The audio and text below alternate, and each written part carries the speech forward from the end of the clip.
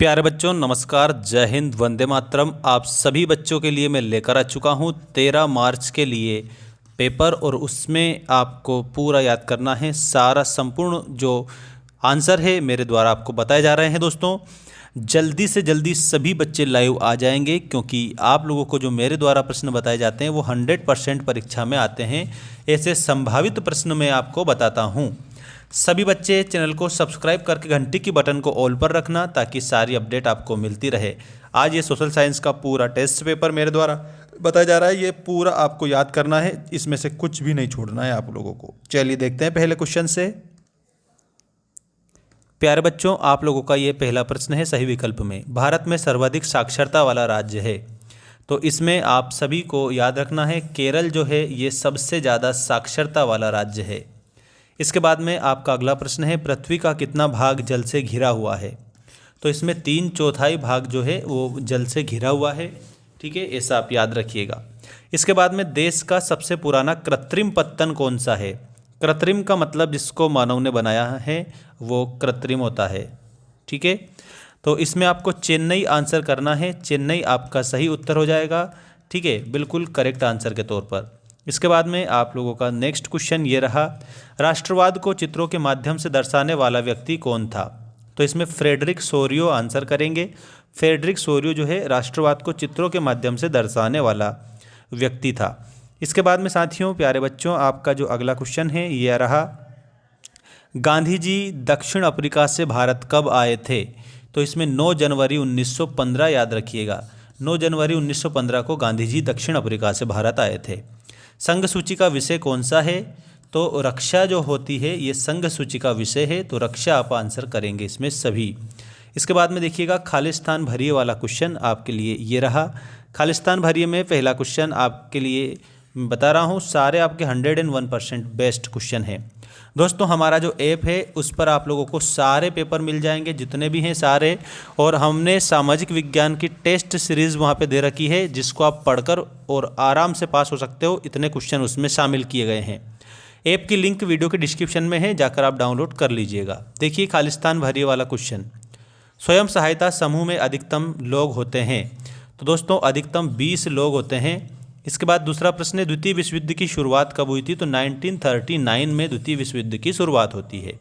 Poona pact, Poona समझौता कब हुआ था? 1932 में आपको पूना समझौता याद रखना है। नई आर्थिक नीति कब आई थी? तो 1991 में नई आर्थिक नीति आई थी। मनरेगा में कितने दिन का रोजगार दिया जाता है? 100 दिन का रोजगार दिया जाता है। और जलोढ़ मिट्टी कितने प्रकार की होती है? जलोढ़ मिट्टी 2 प्रकार की होती है। जल्दी से आप सभी बच्चे याद रखिएगा, इसका स्क्रीनशॉट ले लेंगे, क्योंकि आपके लिए सारा बेहतर मैं काम कर रहा हूँ। इसके बाद ट्रू एंड फॉल्स आ चुके हैं, सत्य असत्य लिखिए वाले क्वेश्चन, जिसमें यह रहा आपका पहला प्रश्न, भारत में अधिकतर नदियों में बेसिनों में बांध बनाए गए हैं। इसमें आपको सही बताना है। अगला क्वेश्चन है, भारत में 4 शास्य ऋतुएं हैं, इसमें असत्य बताएंगे, बिल्कुल गलत है ये। रिजर्व बैंक नोटों का निर्गमन करती है, ये बिल्कुल सत्य बात है। ठीक, अगला क्वेश्चन ये रहा, 1973 में प्रोजेक्ट टाइगर परियोजना प्रारंभ नहीं हुई। तो इसमें आप लोगों को असत्य लिखना है, क्योंकि प्रोजेक्ट टाइगर 1973 में प्रारंभ हो गया था। टिस्को एशिया महाद्वीप का सबसे बड़ा इस्पात कारखाना है। तो बच्चों इसमें आपको सही लिखना है, ठीक है ना। इसमें आपका बिल्कुल सत्य है, सत्य के रूप में इसमें आप आंसर करेंगे। अगला प्रश्न है, सीमांत सड़क संगठन की स्थापना 1960 में हुई थी। ये बात भी आपको सत्य बताना है, ठीक है, 1960 में ही हुई थी। अब सही जोड़ी मिलान कर लिखिए वाला क्वेश्चन ये रहा, कॉर्न लॉ, इसमें आपको मक्का पर प्रतिबंध याद रखना है। मक्का पर प्रतिबंध, ठीक है, और मक्का पर प्रतिबंध ये लगा हुआ है, आप देख सकते हो यहाँ पर। ज्वार मक्का सोयाबीन, तो इसमें ये आपको आंसर करना है, ज्वार मक्का सोयाबीन खरीफ की फसलें हैं। ठीक है, हिंद स्वराज्य में आपको महात्मा गांधी याद रखना है, और गुलाबगिरी में ज्योतिबा फुले याद रखना रहेगा। और भारत में वैश्वीकरण की शुरुआत आपको 1991 1991। इसके बाद में महामंदी 1929-30 में आई थी, याद रखिएगा। 1929 विल बी करेक्ट आंसर। अब इसके बाद में एक शब्द एक वाक्य में उत्तर दीजिए वाले क्वेश्चन देख लीजिएगा आप सभी बच्चे। ये रहे आपके एक शब्द एक वाक्य में उत्तर लिखिए वाले, और मेरे द्वारा जो बताए जाते हैं परीक्षा में 100% प्रश्न बनते हैं, इतने हम मोस्ट क्वेश्चन बताते हैं। सामाजिक विभाजनों का प्रमुख आधार क्या है? तो सामाजिक विभाजनों का है जाति है, धर्म है और लिंग है। ये हमारे भारत में है मुख्य रूप से देखा जाए तो। किन्हीं 2 देशों के नाम बताइए जहाँ पर मजबूत लोकतंत्र है। तो एक तो हमारा प्यारा भारत लिख देंगे, एक तो भारत में मजबूत लोकतंत्र है, और एक जर्मनी लिख देंगे, जर्मनी में मजबूत लोकतंत्र है। भारत और जर्मनी याद रखना। उस प्रक्रिया को क्या कहते हैं जिसमें लोग ग्रामीण क्षेत्रों से शहरों की ओर पलायन करते हैं? दोस्तों उसको नगरीकरण बोला जाता है। ठीक है, नगरीकरण आंसर करेंगे। जीडीपी में सबसे अधिक योगदान किस क्षेत्र का है? तो सेवा क्षेत्र का है, मतलब कि जो जिसको तृतीयक क्षेत्र के रूप में भी जाना जाता है। ठीक है, सेवा क्षेत्र या तृतीयक क्षेत्र याद रखना। किस देश में एकल पार्टी सिस्टम है? मतलब एक ही पार्टी है। तो चीन और रूस जो है इसमें एक ही पार्टी का सिस्टम है, मतलब शासन है। किस देश में है? चाइना और रशिया। 1860 के दशक में कानपुर में कौन सी मिल खोली गई थी? तो इसमें आपको एल्गिन मिल याद रखना रहेगा। एल्गिन मिल, ये आपका सही उत्तर हो जाएगा। Elgin mill will be correct answer.